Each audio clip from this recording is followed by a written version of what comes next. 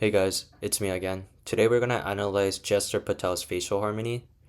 But before I start, I heard Oscar Patel made like $1 million in like a month just from his Zygo tapes. I don't know how he sold so much Zygo tapes when it's obviously cope. If by the way, if you're doing thumb pulling, if you're doing this bullshit, it's over for you. Cause I know that if you're doing thumb pulling, you're recessed, and instead of saving for a Bimax, you're doing this bullshit to think that you're gonna push your maxilla forward. But if you actually bought Zygo tapes, it's actually over for you, and I'm not even kidding. Cause you're gonna fall for anything if you buy fucking Zygo tapes thinking that's gonna send you. And this dude, he doesn't even take his own diet advice. He tells you to eat fruits and like have a balanced diet and all that, but this guy literally does carnivore. Like I'm 99% sure. Man, so many low smacksters on TikTok, YouTube, and whatever are now so scammy. Like everybody's a scammer. Like they sell Zygo tapes and tell you to do this instead of getting surgery and all that. But in reality, on how you actually ascend your looks is by hard maxing, by looking at your flaws and seeing which flaw is the biggest and what order you should do your surgeries in. For example, everybody needs Bimax. Most people need Bimax. Thumb pulling isn't gonna fix you that. I've actually ascended myself as well over a year period. I'll put a picture on the screen. And I didn't do that by doing zygo tapes and thumb pulling. I actually know what I'm doing to a degree, and you need hard maxing.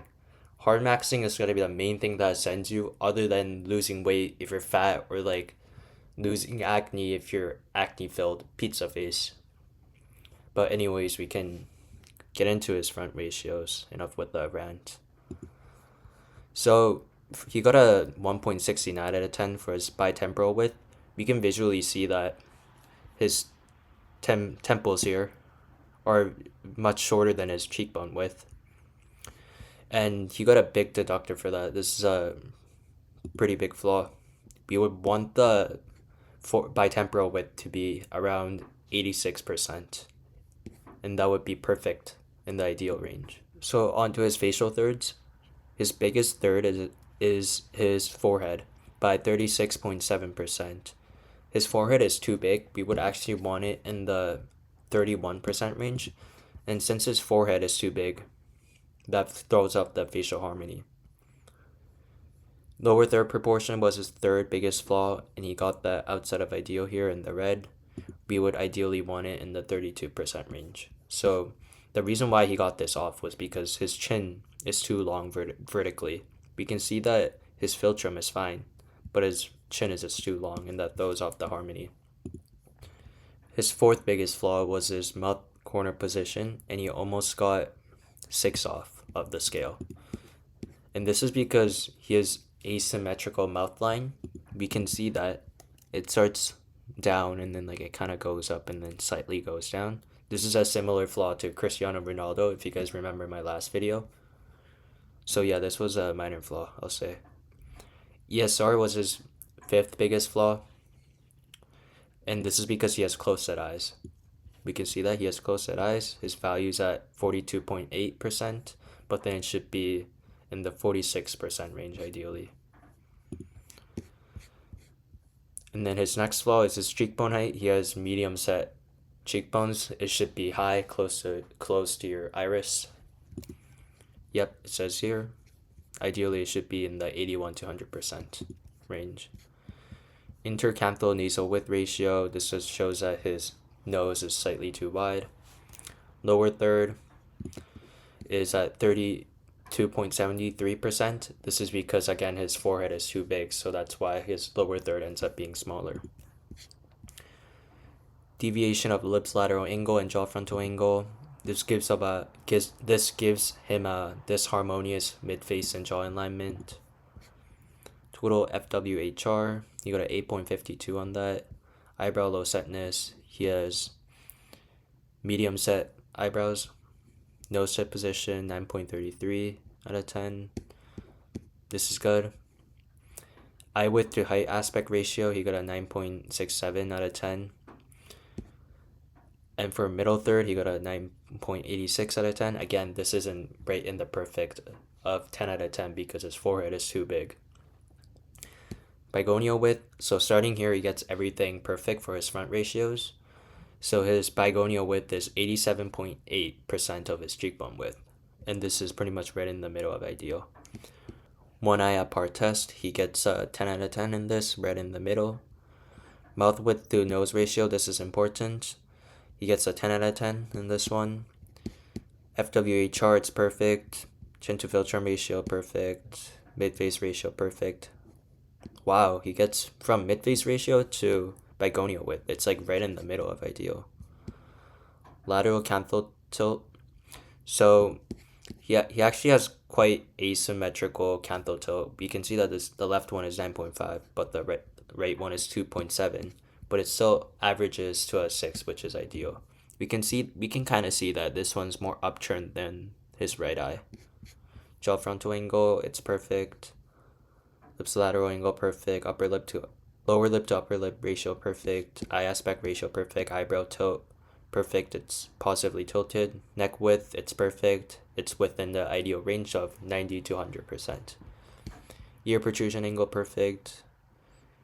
Ear protrusion ratio, perfect. Now onto his side ratios.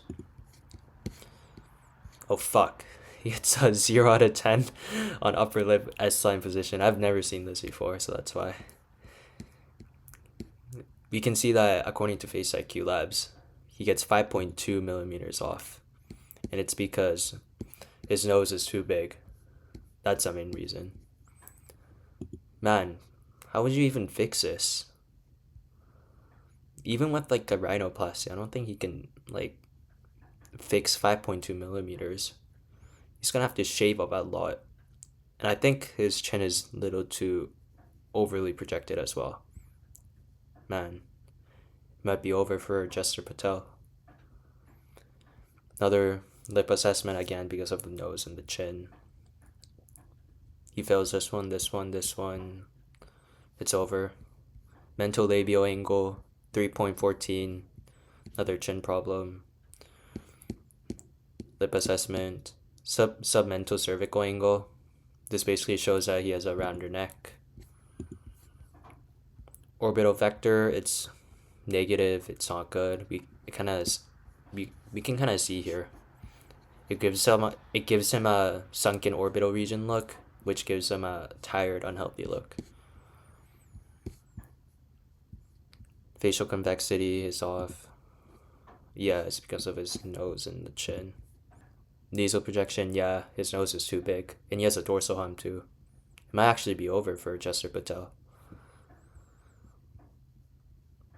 Another lip assessment, brow ridge inclination angle, it's perfect. Starting from here, he gets everything perfect. We can see that Jester Patel's brow ridge is prominent. Nasal frontal angle, perfect. Nasal tip angle, perfect. Nasolabial angle, perfect. The Gabilla convexity is perfect. Total convexity is perfect. Perfect. Gonai angle, perfect. Perfect. Good. Now on to his top 3 strengths. Ideal maxillary projection, we can see that his maxilla is projected. Harmonious facial convexity. He does well on these 2 ratios. Ideal jaw width, we can see that his jaw is visibly wide. Onto his areas of improvement. So he has one severe flaw, and its biggest flaw is his close-set eyes. Again, we talked about it. His eyes are just, again, too close to each other. Overly retruded lower lip. This is because of his chin being too projected. He doesn't pass the lip assessment. Overall, for his rating, when we include things like misc, angularity, and dimorphism, his overall score is actually lower than a 6.73, because when we look at pictures like these two, he looks really good, right? But then when you look at unfrauded videos of him in his vlogs, or his friends taking pictures of him, or even his pictures on IG other than these two, he's actually a bit lower. So I'll probably say maybe a 6, to be honest. That's it for the facial analysis, guys.